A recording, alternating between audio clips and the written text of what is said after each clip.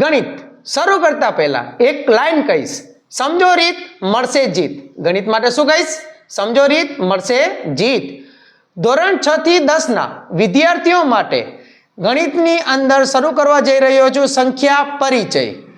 પાયાથી એકદમ માહિતી કરું છું સેટ, જેથી તમે તમારા ગણિતને લઈને ન થાવ અપસેટ. તો સૌથી પહેલા પ્રાકૃતિક સંખ્યાઓને સ્ટેજ ઉપર આમંત્રિત કરીને એની કરીએ વિધિની શરૂઆત. તો પ્રાકૃતિક સંખ્યાઓને અંગ્રેજીમાં કહી દેજો નેચરલ નંબર્સ.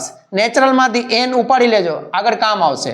તો પ્રાકૃતિક સંખ્યાઓ કોને કહેવાય? તો જ્યારે કોઈ સંખ્યાની શરૂઆત તમે 1 થી કરો, 1 પછી 2 પછી 3 પછી 4, જમણી બાજુ 1 2 3 4, જમણી બાજુ ધન પૂર્ણાંકોને તમે જ્યારે તમારા લિસ્ટમાં નાખો છો તો એ પ્રાકૃતિક સંખ્યાઓ બને છે. પ્રાકૃતિક સંખ્યાઓને અંગ્રેજીમાં નેચરલ નંબર કહેવાય. નેચરલ નંબરની યાદી બનાવીએ તો ગણની અંદર 1 2 3 4 અનંત સુધી. આનો છેડો નહીં મળે, અનંત સુધી જઈ શકશો. તો સૌથી નાની પ્રાકૃતિક સંખ્યા 1. સૌથી મોટી પ્રાકૃતિક સંખ્યા તમને પૂછે તો દાંત કાઢીને કહી દેવાનું હજી સુધી પહોંચ્યો નથી અથવા પહોંચી નથી. અહીંયા સુધી હતી એકદમ માહિતી બેઝિક. હવે થોડુંક જાલી લેજો જીક, કારણ કે એક નવી અપડેટ આપું છું પ્રાકૃતિક સંખ્યાઓ માટે કે ભાઈ બે પ્રાકૃતિક સંખ્યા વચ્ચે કેટલી પ્રાકૃતિક સંખ્યાઓ આવે છે એ જાણવું છે. તો કેવી રીતે જણાય? ટ્રીકથી. તો આ રહી ટ્રીક BA1, 52 ન બોલજો, B-A-1 છે. જો A નાના હોય B કરતા, આટલું યાદ રાખજો, આટલું B-A-1 જો A નાના હોય B કરતા. તો ચાલો હું બે પ્રાકૃતિક સંખ્યાઓની કલ્પના કરું. એક છે 8 અને બીજું છે 4. આ બંને પ્રાકૃતિક સંખ્યાઓ છે. હા જો આ રહ્યું, આગળ આવે ને ક્યાંક ને ક્યાંક 4 5 6 7 8, ક્યાંક તો 4 પછી 8 મળશે જ ને. તો તમારે 1 થી જમણી બાજુ જે સંખ્યાઓ લેવી હોય લઈ લેવાની.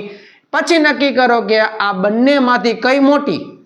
જે મોટી હોય એને B કહી દો, જે નાનકી જે એકદમ નાની નાની એને A કહી દો.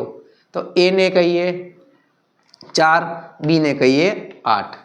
તો B તરીકે 8 મૂકશું, A ની જગ્યાએ 4 મૂકશું અને -1 તો આવશે જ, આएगा. હવે 8 ના 8, -4 -1 ઓછે ઓછે વધતા એટલે -5. 8 માંથી 5 જાય તો 3 વધે ને. તો ચાલો ચેક કરીએ. સૌથી નાની સંખ્યા 4, 4 પછી 5 પછી 6 પછી 7 ને પછી 8 સળંગ લખી. એમાંથી 4 અને 8 ને મેં કાઢી નાખી. તો જુઓ 5 6 7 ગણી નાખો, 3 જ થાય ને. યસ 3. થોડુંક લેવલ કરીએ મોટું, એટલે કે થોડીક મોટી સંખ્યા લઈએ. હવે કોઈને મન થયું હાલો ટ્રાય કરીએ હજી એકવાર. તો એક લીધી 36 અને બીજી લીધી 25. 36 ને મોટી કહી દો એટલે B બરાબર 36. 25 નનકી છે ઇત્તુસી તો એને A કહી દો. તો A બરાબર 25 અને B બરાબર 36. કરો 52 ને યાદ. B તરીકે 36, A તરીકે 25, -1 ના -1, 36 ના 36, ઓછે ઓછે વધતા 25 ને 1 26. હવે 36 - 26 એટલે 10 વધે છે.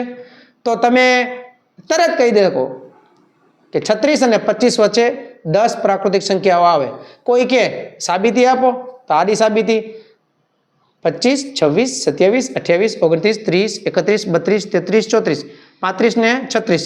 એમાં 25 અને 36 ને બાદ કરો. હવે ગણી નાખો 1 2 3 4 5 6 7 8 9 અને 10. બસ સમજમાં આવ્યું? બીજો વિડીયો લાવી રહ્યો છું. પ્રાકૃતિક સંખ્યા પછી આવશે પૂર્ણ સંખ્યાઓ. આ વિડીયો કેવો રહ્યો અવશ્ય જણાવજો. ધોરણ 6 થી 10 ના દરેકે દરેક વિદ્યાર્થી માટે ઉપયોગી થાય એ રીતે માહિતીને રજૂ કરીશ. કરજો ગણિતમાં થોડોક રસ વધારો. અહીંયાથી આગળ વધશું નવા વિડીયોમાં. ત્યાં સુધી જય હિન્દ. શેર કરી દેજો. વિડીયો ક્યાંથી જુઓ છો એ પણ જણાવજો. ધોરણ તમારું કયું એ પણ કહેજો, જેથી મેક્સિમમ જે ધોરણના વિદ્યાર્થીઓ હશે એમને પણ એના સબ્જેક્ટ, એના ગણિત રિલેટેડ કંઈક બેઝિક ઇન્ફોર્મેશન ચાલુ વિડીયોમાં આપી શકું. અગેન જય હિન્દ. Thank you.